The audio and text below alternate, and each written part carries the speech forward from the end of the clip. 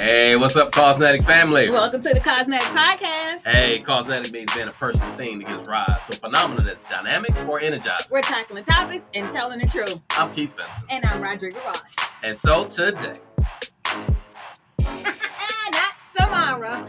Today, we are talking to my man, Jason. People are going to think his first name is Jason and his middle name is Jason. It's just one Jason, Keith. Jason McCann. Thank you. All right. Thank you. Jason McCann. And who is he? He's the CEO of Vari. Yes. I mean, so I don't get the luxury to sit at his desk each day. But, I do. But you do. And let me tell you, because I'm going to be very, very fancy right now. Okay. At this current moment, I have two offices. And both my offices have his furniture in it. It's amazing. If I wear a 3-inch heel, my desk is fine. If I wear a 4-inch heel, my desk is fine. If I wear flats, my desk is fine. So how do we get to this desk space? Like, it is so excellent. Oh, it's so. I mean, you've made America stand up. That's yes, right. Like which all the time. You know, we needed to. You sit down and do your work. Well, now we should have labeled the show instead of the show is called Leadership Level. Leadership Level, because but like, you bring it in. But you see what I did there, right? Yeah, levels. Like you sit up or you stand up, regardless how tall you are. Your desk go to the level of the height that you're. I get it. Levels, I get it. Leadership levels. Little leadership elevated. We're getting yes. Just kind of keep rising. Just keep rising. And we're getting like there. You're dominating the space right now because we everybody has. I mean, even in the home space. Not just the office space, that people are standing up. It's so much so to the point, like, you know, how one brand dominates the space that every brand is called that name, right? Like back in the day, everything was a Xerox copy, whether it was Xerox or not, right? So everything is a Vari now, whether it's a Vari or not, although don't get the knockoffs. Like, I'm telling you, there is a distinct difference. You want to get Vari. But trust me. How did you get here? Yeah, it was an incredible journey. You know, my business partner was having back pain standing at a cardboard box. Wow. And I jokingly walked into his office and I said, what are you doing? He's on. When I stand up, I feel better. And so I asked my doctor what I should do. And she said, you should stand up more. And it's like, okay. So he said, I need to find a standing desk and couldn't find one. So we were online looking and our assistant Rosemary was looking. Wow. Couldn't find one. Wow. And suddenly he came up with the idea for that original Vari desk is where we started our journey just over 10 years ago. Wow. 10 years, man. Crazy. Lots happened in 10 years. I know. Like you are transforming your organization totally now. I mean, I know you moved from the urban location out to the out to Capel, Texas. Mm-hmm. And now you are kind of in this space place right now. It's not just about the furniture part. So creating the whole space. Yeah. I'm a CEO and an entrepreneur at heart, and so I think about teams, building great cultures. How do you attract and retain talent? How do you grow a business? And growing a business is not this smooth, easy thing. Indeed. It's a battlefield every day. Yeah. And I'm not from the furniture industry, but I'm from the world of entrepreneurship and hard work and hard knocks. So starting to go through that process, we were focused on serving our customers, serving my team, growing a dynamic culture. And as we started to expand our product, we said, what else do we need to serve our team members? People were asking for anti-fatigue mats, even shining in those 3-inch shoes. You need something a little softer. Well, let's create them. Let's have monitor arms. That expand. Then when CEOs walked into our building, they said, I want this. And they were literally looking around, but they were describing the energy of the space, the culture. Right. That's what we do.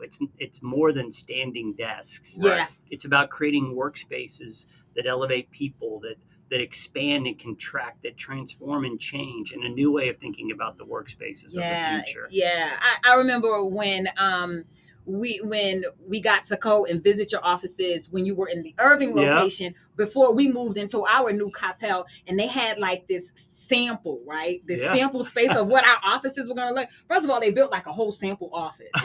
And you go in there and they have so many really well planned, thought out spaces and colors and feels. And I was in there like, I didn't even know I needed this, but I need this. Like this little area, I got this green chair. I gotta have this chair, Todd. Like I gotta have that chair. I didn't know I needed it until I have that very same chair in my office right now. But it was amazing to me how you guys really did think about the entire space. Like the desk really was the last piece. Like, oh, we got that down. We know what we're doing with it. It's the other components that, I mean, even so much as they have hooks on the desk for women to hang their purses. I was like, oh, that's amazing. You talked about, so we got the experience of the setup and the furniture and all that, but you talked about the energy there. Yeah. And like, how does your setup transfer over to just your leadership style and then how your team leads all together? Yeah, like, my whole thing, my mom was the first CEO I knew. So growing up and working in her hair salon in Galveston Island and sweeping the floors, and she always described as a CEO, as a leader, it's your energy that the floor is going to take. Yes. And so when you're starting your business as a CEO, they all feed off you. You're attracting people. It's all up to you. When we got to about 120 employees, I recognized I didn't know everybody's name. I didn't know if they had kids or dogs or whatever. I didn't interview everybody at that point. So we had to go through a process and really define our core values. What are we built on? Yeah. And as we define those core values, what my president, Jeff Lamb, who was the chief people officer at Southwest Airlines, said, if you get your core values defined, you hire through that and you filter through those core values, that team adds to the DNA and fabric of your company, all marching towards a common mission and vision. Yeah. That is what we did. And I said I would have crashed at 120 employees or if I was 25. But to get those foundational things in place, starting to really scale, that allows you to build something bigger. Yeah. At first, it's all on you. Right. Yeah. But as you scale, you've got to really define that, recruit to it, and allow them to add to the DNA and fabric of it. Yeah. This whole idea that culture is not organic, right? That is a very thoughtful, intentional process. And it's hard to define, but you feel it when you walk into a company. When you meet, it's when you're not in the room, what are they saying? Just like your brand. And so that's how we think about it. And so it's because I'm not going to be in every meeting. Right. It's not all about me. Yep. And my goal is to build something like y'all's brand here that can live beyond my lifetime. Right. So I'm doing my job to nurture this and steward it. But if I do my job right, then the culture and the business can actually evolve beyond me. Because people think that like, well, all right, we're going to have a meeting, our strategic plan, and these are our top 3 things, and these will be our values. All right, go forth and do. That's what they say, Keith. I think that's how people think about this. Like, we're going to be in this, hey, we're going to come all together. We're going to define this and like, boom, it's supposed to be there. But it's not like a law, like drive 55. All right, cool. That's a law. If I don't, I'm going to get a ticket. So, but when you talk about shifting culture, changing culture, defining culture, like that is, how do you create that energy? How did you guys get started with that? Yeah. So what happened was I started to question people that we had hired, and I could tell they didn't align with the values. Yes. And my team said, what are the values? And I've read tons of business books. I'm a huge fan of lots of great CEOs and leaders out there. And what I realized is I hadn't actually taken the time to write ours down. So somebody that helped us create Vari University. So we were doing leadership training, one-on-one meetings, and doing all this. I leaned on her, Corrine, and she's a consultant out of Boston. I said, hey, she goes, I can help you. Because my team was doing that. We're sitting in the room, we're like,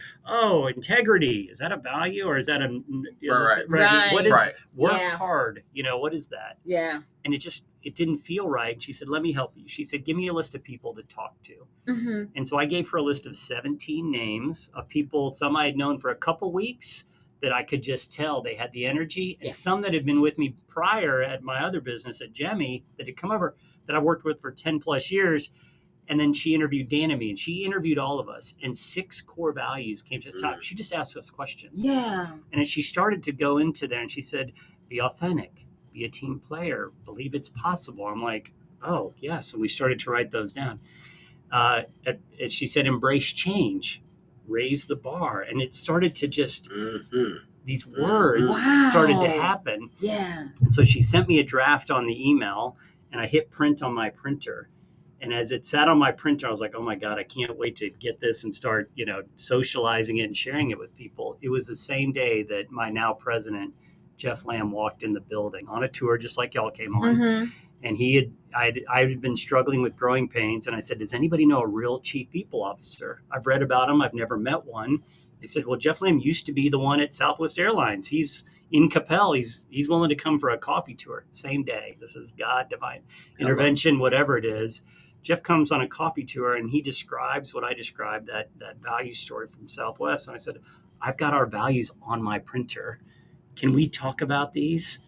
And I shared them with him, and we don't have doors on our offices where it's real collaborative and open. He goes, you're doing what Southwest was doing.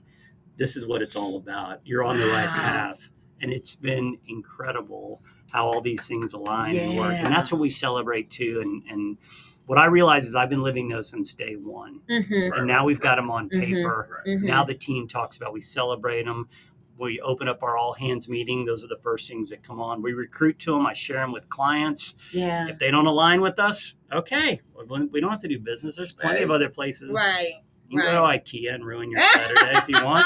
And take forever to put together. That's right. You can ruin your whole weekend. Or I can come take all your pain away. It's either way. I like That's that. all good. I mean, like, you want people to be able to come to work and be in this space of that they can be authentic. I mean, you say that word a lot. And like, man, you're creating that. That's amazing. And the fact that it's so intuitive to you, right? It's not like as a CEO, you portray these kinds of attributes from 9 to 5, but really you go and you do something like you could tell, no, that's just really how Jason It's who we are. It's who we are. And you attract people like that. Yeah. And then they add to it because everybody's different. Yeah.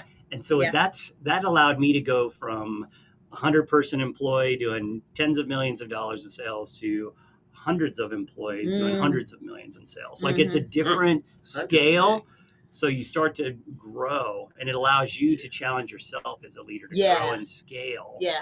And really you're setting up the foundation for future leaders and entrepreneurs to learn how to do it and carry it themselves forward. So it's really lifelong skills, I think, that we're embedding in for our clients. I mean, y'all are celebrating this with us too. And your values are who you are outside of the office space. Yeah, totally. I often think that leaders create values internally within their organization, and then they go home and live a different life. And I'm not saying anything extreme, but it's like, I think you got to be the same person, and therefore you can just, when you walk in the door of your office, then you're just who you are, and not just now across this threshold I got to shift to be something different. Yeah, I think at 25, I'm 52 now, and so I think you start to realize, hopefully I've got 48 more laps. Right? Yeah, right. I think you do. Yeah.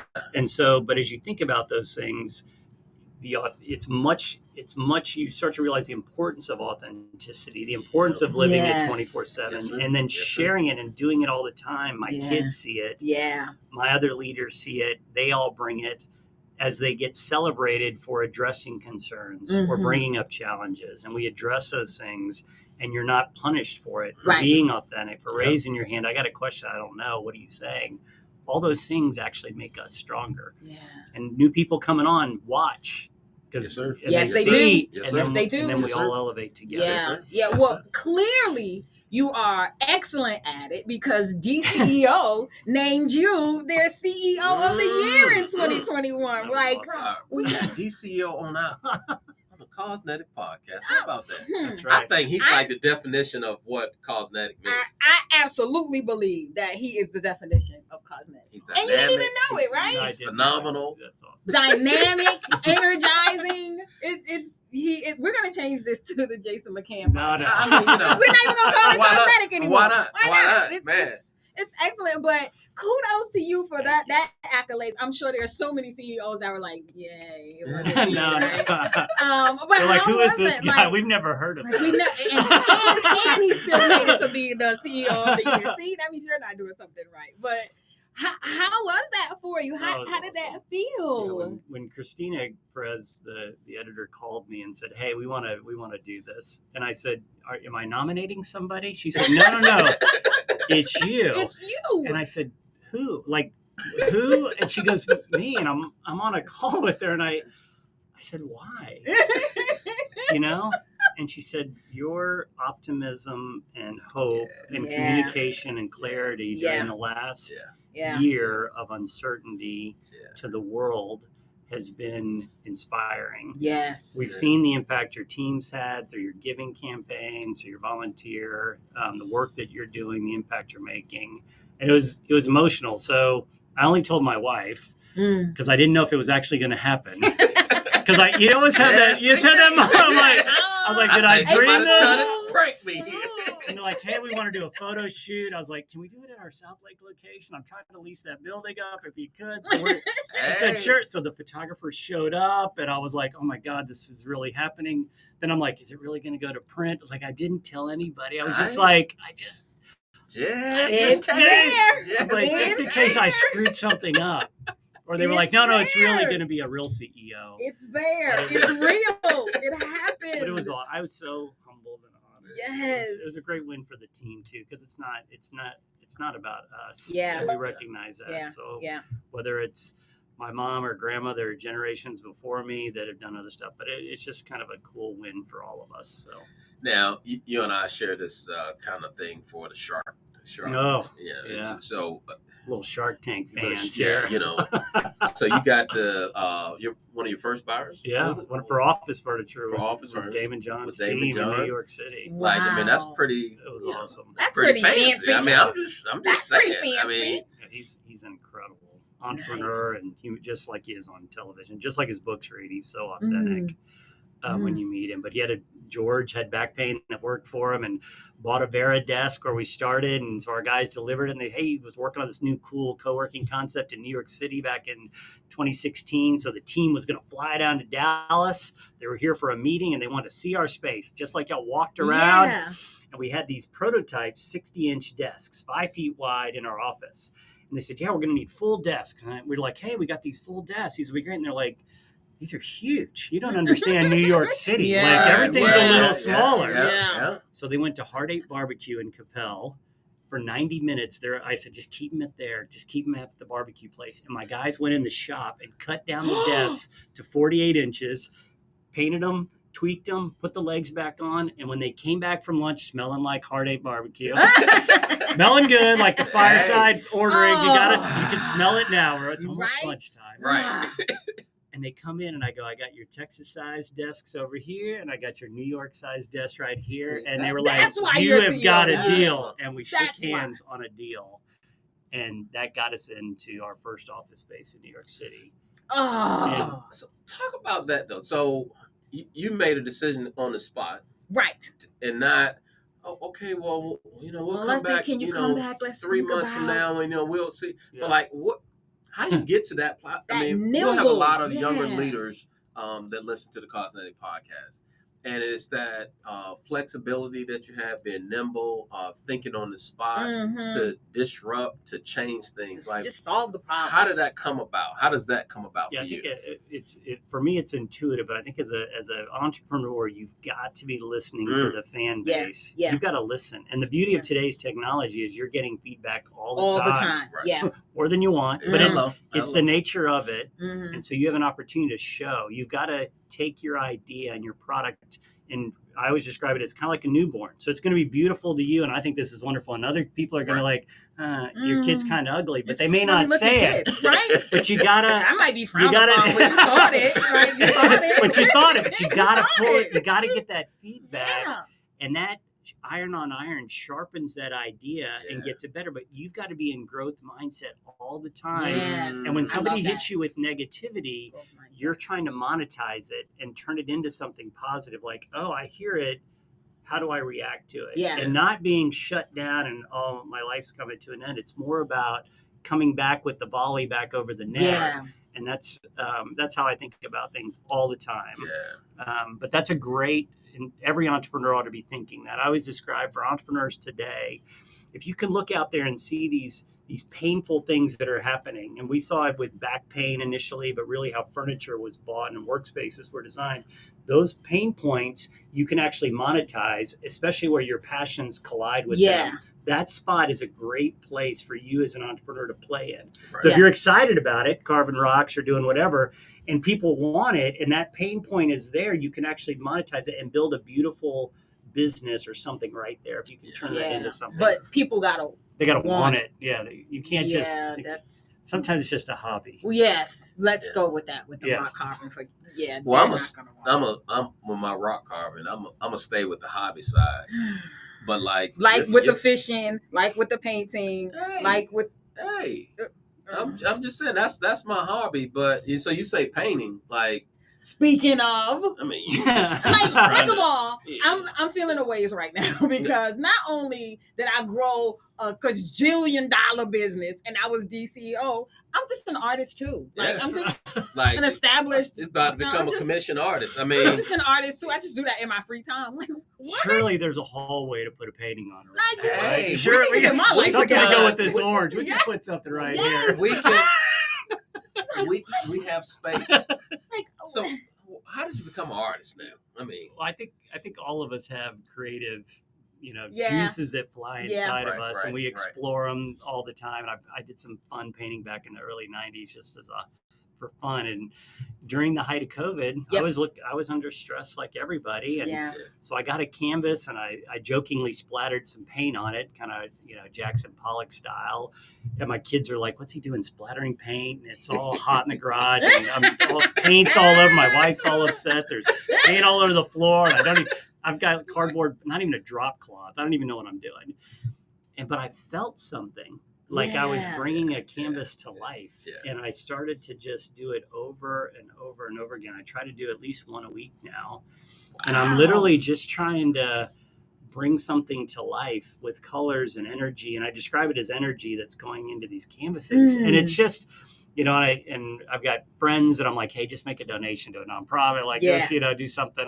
I'm doing some for some charities upcoming that will hopefully raise some money, hopefully more than $100. But they for me, they just are a release, and it's been a great fun hobby. And now to go to the museum here and kind of see real artists on the wall, and go over to Fort Worth and see, I feel something. So I'm just doing more of the things that feel good. I think all of us. So I think everybody has to find that thing. Everybody has to find that thing for sure. And, if few people like it, great. If few people don't, it's okay. That's okay too. It's okay. It's just me. As long as I don't put too much paint on the floor in my garage, and I can stay out of the doghouse. I'm okay. I know your wife. Don't you got some space somewhere? Aren't you in the space business? That's right. Can you go find you a basement over there in Las Vegas? I'm CEO of the year, regardless of whatever my painting is doing. I'm putting the car on the street. CEO of this house. Up in this house? You're right. You're right.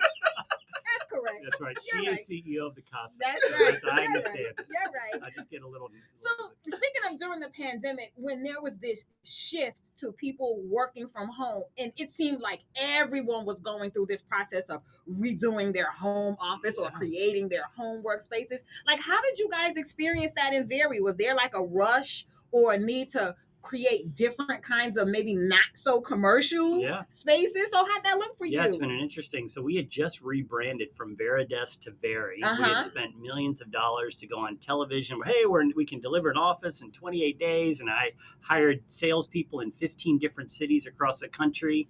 And it was like, we're off. And then suddenly the world almost stopped. Gosh. And I was sitting there at 2 a.m. in the middle of the night going, okay, what's going on? The salespeople like, and I thought it'd be over in a couple weeks, in a month, and obviously it wasn't going to be. But you're right, our e-commerce started to sell, and people started to say, hey, I'm on a futon. I got to have like a real chair and a desk. So thank God we were one in Texas. We were able to operate as an essential business because we were supplying work from home products. But people wanted that electric desk. Yes. And we started shipping out thousands and thousands of desks while our corporate business offices actually slowed down. Yeah. So it was a lifesaver. Yeah. And I did things, we pivoted. We said, hey, Vari has work from home, 10% off. We did some crazy just to survive. I was trying to survive as a CEO and as an entrepreneur and go, okay, I got to do something here. I got 300 families counting on my decisions. I got to be calm in the eye of the storm here and march ahead. And so that's allowed us to expand. Yeah. So now we're helping companies think about when our teams were out, we were out for about 2 weeks. And then I reached out to our teams in Asia who were about 12 weeks ahead of us, right? They had COVID first. I said, what are y'all doing? They said, we have masks on and we're doing thermal scanners and alcohol spray and all the things that are common today. And so I started doing all of that in our office because our walls moved. So I spread out we did distance space design, 2 meters apart, all the stuff that Asia was doing. And I said, we're going to figure it out ourselves while everybody's out and doesn't know what to do. I said, we're going to make it happen. And so our team, literally, we started selling work from home. We started figuring out what could our workspace look like. We bought a thermal scanner from Taipei that does high-rise buildings. We started doing single-serve coffee. I started stickers on the floor all before the CDC could figure out what. And we opened up in June of 2020, and I started to post those things and help other CEOs crack the code. And literally, it was like monetizing pain. How do you lean in? And that's what we've been able to do. So it's been challenging but fun. The very setup has been the lifesaver in this virtual space for me, because at first we thought that it was going to be temporary. So you get on and you get a call and you're looking up people's noses on the side of their face. But once we realized that this is probably going to be here, we should probably do a better job of how we look on camera. And those desks are amazing because they allow you to adjust so that your camera angles are right and you can get the lighting together. And even when you did our space, all of the other gadgets, like the little light that just hangs right over and illuminates you so well, and the little touch things that really help you increase your virtual presence. Like I would have never thought of Vari in that way, but it absolutely helped us look better virtually. Because of the functionality. In person too. I know y'all heard that. Tackling topics and telling the truth. We gonna tackle. We gonna tackle. But I'm telling you, I have gotten compliments and they don't know. And I have a setting on my desk. It's the number one set. And I have a conference call. I'll be like, number one, hello. I don't even have to think about it. I don't have to just press the button. Shoot, it goes right there. One. And all I have is number one. And then I just touch the little light pad. Bam, it's on. Game time. It's game time. Like before I can even find a little button to click my camera on, I adjusted my desk, turned on my light. I'm ready. Hello. Right. It just allows you to be ready. Boom. Just like I'm ready. Just like, because it is very distracting when you're on these calls and you're trying to really talk about something really important or get information, but it's like a weird angle with the person that's talking, and you're like, because what your desk allows you to do, like, right now. If I see one more nostril, oh my gosh, I think I see your brain. Get you a bare desk and press number one so it can raise just at the right eye level. Somebody where the top of their head is cut off, and you're trying to tell them. Wait, like never mind. Just call me. Number one. That's right. Yeah, just number one. Number for one. Everyone, it's number one. But you're changing the game though in terms of, like I said, this whole space setup. And so now you have buildings that you lease out, and you are setting up office space for folks. What are you guys learning in that setup? Yeah, I think we had bought our first building, the old Zales headquarters in Irving, right there in Las Colinas, right before COVID. Transformed a building that sat empty for 6 years. Wow. Brought positive energy to it. Music in the restrooms, music in the lobby, music outside. Music outside. The music was outside. When you walk up, it's like getting in the club when the music's playing. You want to be inside. That's right. So you take all those hospitality elements, we put them in the space, and at least, so we were onto something, and we bought the old one of the old Sabre buildings in Solana in South Lake. That building sat empty 11 years, transformed it during COVID and leased over half of it. And we're now building a building. But our whole goal was to learn. Yeah. So we had clients like Verizon and Microsoft lease corporate spaces, but then great companies that their CEOs are in there, Trail Runner and Rumble On and Akili, and they've got great organizations inside our company. And we're learning. And they're thinking about, are we going to work 3 days a week or 5 days a week? Yeah. But they know if they've got a space that attracts and retains talent, has a great gym, has access to the trails, you got to have workout facilities like these. Like all of those elements allow the culture to elevate. Absolutely. And being with other great companies, they get associated with, they're like, oh, and then we can host events and happy hours and gatherings. And we're learning a lot. What I'm seeing, the biggest thing is the moment that people see each other. So you've had some companies come in, it's the first time they've seen each other in 2 years. They've been staring at screens. There's an emotional like, wow, I missed you. Yeah. There's also a social capital that's been built over time as we all connect in person. Yes, sir. We build social capital. A lot of people haven't had a chance to build that for 2 years. All these young workers, who have heard about working with somebody that's got more experience. They're now getting that chance and to hit the battlefield together. And so those are the things. And then they need more collaboration space, more almost a resomercial feel, because I've been at home. So yes, I don't have resomercial. Yes. Okay, that I sounds love like a it. podcast. Yeah. Okay. So you have like soft seating and some areas, because I've been at home, and so I want those areas. Yes. And so and that's where we're literally thinking, okay, well, you need the space to change over time. And so that's where we're learning a lot. But that's what we wanted to do, is own a few buildings to learn, and then we'll work with other building owners to help them transform their spaces across the globe ultimately. I love that. Nice. So what's the future of Vari? What do you hope is going to happen in the next 5 years? Yeah, I think if we can do our job, that means we've impacted a lot of great organizations to really focus on their people and their culture. Yeah. On being more positive, more productive, happier, healthier as they're starting to build their amazing organizations. Yeah. So can we be a part of that celebration with them? Can we help them think about it? Can we lead by example? Can we share what's working and what's not? As I think about it on a personal level, I say, if I could build a company that could live beyond my lifetime, could I build one of the great brands? You look out there and you look at what Sam did at Walmart. You look at what Southwest Airlines, you look at American Airlines, you look at these great Starbucks, all these great companies.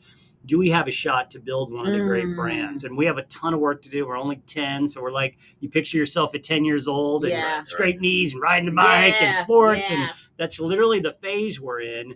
So we're 10. So we're earning it. We haven't hit our awkward teen years yet. Like, I got to get us through all these challenges, but we're excited. I feel great. The team's awesome. I'm blessed every day. So. I think y'all are onto something. Our experience has been, I've never seen the CEO themselves come walk through after a project is done and still say, is your lighting right?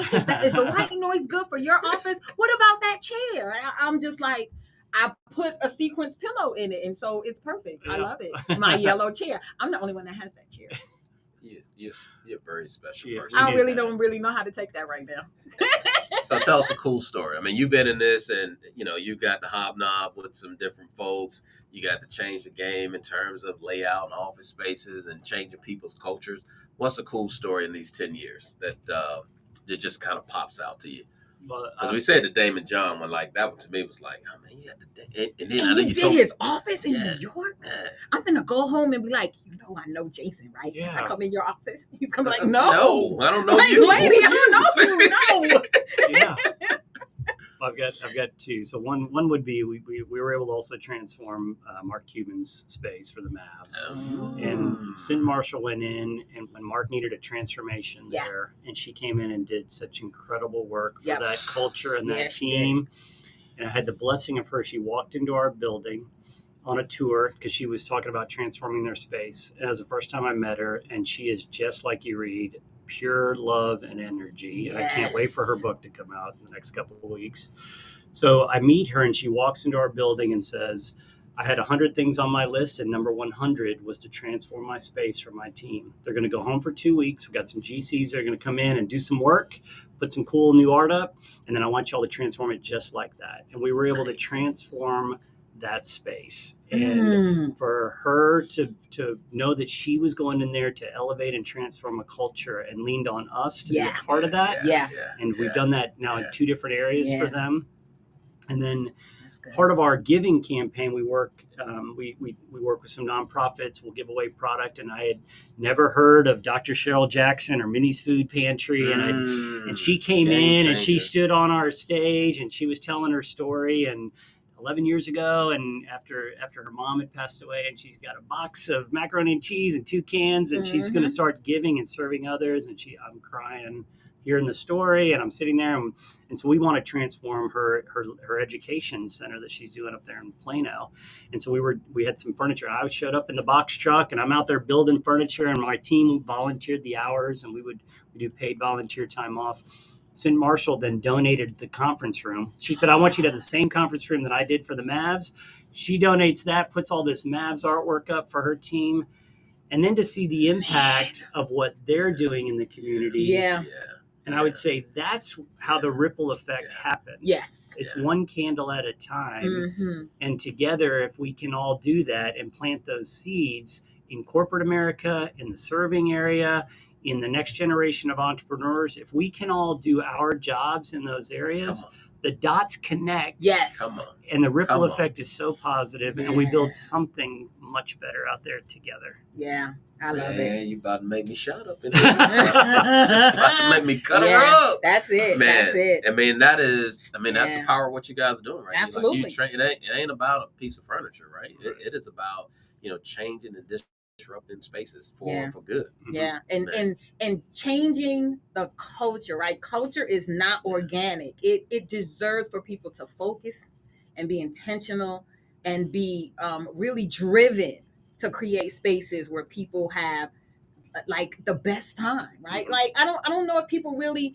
generally get up and be like, I want to create a space that every time somebody comes into it, this was the best time, right? Whether it's work, it's a restaurant, it's a school, just giving people those opportunities, because there's lots of spaces for us to not have a good time. That's right. Let's just go ahead and say that. Right. But creating the spaces to just, I had the best time when I went to that place. Yeah, I love it. I want to go back and do that. I had the best time. Man, we appreciate you. Oh, this has been awesome. Thanks for what indeed. y'all are doing. I think you're at episode 130 plus. Lachey will tell us, and I mean, y'all are cranking and doing a positive impact out there. I think every story, every entrepreneur that can be inspired with what y'all are doing is a huge gift that y'all are giving to the world. So thank you for that. You. Everybody should be like Jason. He was the CEO. I can't get over that. That's just so amazing. Yes. And one day, it could be you. That's right. Oh, the shoes. I'm telling y'all right now, the shoes I'm going to have on that. I don't even want them to take a picture of my face. All shoe shots for the magazine cover. All shoe shots. So there it is. Covered up the toes. Whatever. Hey, look, Causenetic family. I appreciate you guys. We got my man Jason here. We're talking about leadership level. And make sure you go out there and get you a Vari. I promise you will not be disappointed at all. And thank you for listening to Causenetic. On this episode of Leadership Level. Subscribe and listen to us weekly. And don't be shy. Give us a 5-star review. And as always, be dynamic, be phenomenal, and be Causenetic.